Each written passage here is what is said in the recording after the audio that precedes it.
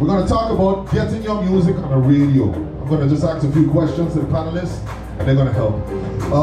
Lorenzo is representing Rough Cross, right? Rough Cross.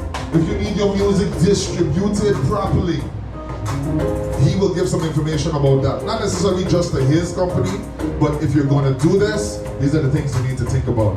Shadow Man and Uncle Shadz is here to let you guys know what your song needs to sound like to be able to be played on the radio. Even in Carnival, I have seen how the music has changed on the island, where before it was one or two artists, only one or two artists really out there like that, or know how to take it really far, and now more people are taking it really far. So we want to have a really sober discussion on getting your music on the radio. Uncle Shadz, what do you think are some of the most important things you need to consider getting your music onto the radio? What up? How y'all doing? Oh man, this is a nice thing. This is a nice thing. First off, press that cue just to start that back. Nah, start that back. Yeah, start that back. It starts here first. Y'all don't know this song. Y'all probably never heard the music before. This is one of my own personal songs that I'm playing the instrumental for. As you should. You know, and it is, as Sigma knows, it's all about the sound. You know, the mix is extremely important in your music. It starts there. Or it won't actually be radio ready. It starts there. It has to be radio ready. So all the likes and all the hoopla of it being on, which is what it is now, where you can have 1 million views. But then when you put the song on in the club, it sounds like shit. That's just the reality of it. So you're gonna get where DJs, as great as a lyricist that you might be, DJs start to shun from your music because it's not with the industry standard, and it is an industry.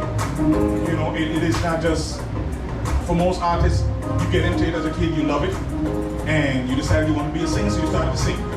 And then it goes on, and then you realize that the producer is charging you $100 with your first track, and then the money just keeps going up, where you spend hundreds of thousands of dollars in music, you spend hundreds of thousands of dollars in videos, but if the quality is not good, no one hears it.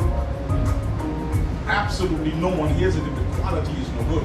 So it starts first there. I was speaking to Asher early on, and I actually told him, I said, he's like, yeah, what are you going to do? Hey, it's Missy from the Listen, I over here.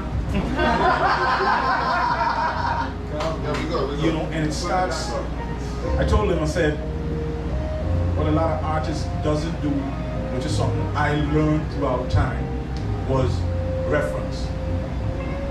Referencing your music in that mix makes a difference. The number one song that's playing on the radio, you want to sound like that. The number one dancehall that's playing on the radio, you want to sound like that. If you sound anything less than that, it's not going to play. And that's the reality of it. If it does not sound the right way, it's not going to play. You know, you start listening to what's the hit. If you understand what the hit is, and you're listening to a Marshall and you realize Marshall got 34 albums and 170 number one hits in soca music.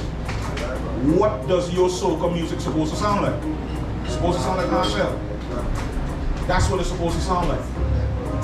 If you gotta understand, in soca music, for instance, it's about carnival, it's about the festival. So if you're not getting people involved in the festival and it doesn't sound good, who's gonna jump to your music? Right. So on that's where I can bring it. And being in radio, he said I started singing at 9. I did my first professional recording at 9. Wrote a song that I heard vaguely on a soundtrack video, and we wrote the whole thing. I was like, damn, this is fun. And started doing that. But started being around radio since I was 12. My uncle owned a radio station. Started doing radio at 16 and never stopped since. wrote, did music, everybody knows White Line, everybody knows soca, everybody hears that. But what am I supposed to sound like? That's the first thing that comes to mind. What am I supposed to sound like? Do I want to sound like Tupac if I'm doing rap? Do I want to sound like Bob Marley if I'm doing reggae? If I have a coarse voice, do I want to sound like Buju? And not sound like as wanting to mimic the artist. What does it sound like? What does the DJ, what made that DJ bump to that sound? Because it sounded right. So if the music ain't right and it's not sounding right, it's not gonna go anywhere. I've traveled all over the world doing music that sounded right.